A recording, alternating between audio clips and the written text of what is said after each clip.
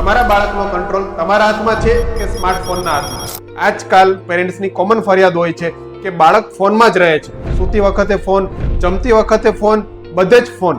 અને જો ફોન લઈ લો તો બાળક તોફાન કરે છે, ગુસ્સો કરે છે, જીદ કરે છે, જમવાની ના પાડે છે અને આખું ઘર માથે લે છે. તો પેરેન્ટ્સ ધ્યાન રાખજો, આ માત્ર બાળકની જીદ નથી, મોબાઈલ એડિક્શનના લક્ષણો છે.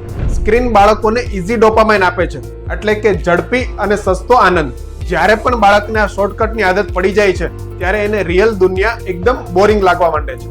મોબાઈલ હવે માત્ર મનોરંજન માટે નથી રહ્યો, એ હવે ઇમોશનને રેગ્યુલેટ કરતું ટૂલ બની ગયું છે, જેના લીધે બાળકોમાં સ્પીચ ડિલે, ફોકસના પ્રોબ્લેમ, સોશિયલ એન્ઝાઇટી જેવી માનસિક બીમારીઓ વધી રહી છે. જો તમને આ પ્રોબ્લેમનું સોલ્યુશન જોઈતું હોય તો નીચે કોમેન્ટમાં મોબાઈલ ટાઈપ કરો, હું તમને એક PDF શેર કરીશ કે જેને ફોલો કરવાથી ધીરે ધીરે બાળકનું મોબાઈલ એડિક્શન આપણે દૂર કરી શકીએ છીએ. આ બધા જ પેરેન્ટ્સની જવાબદારી છે. Thank you.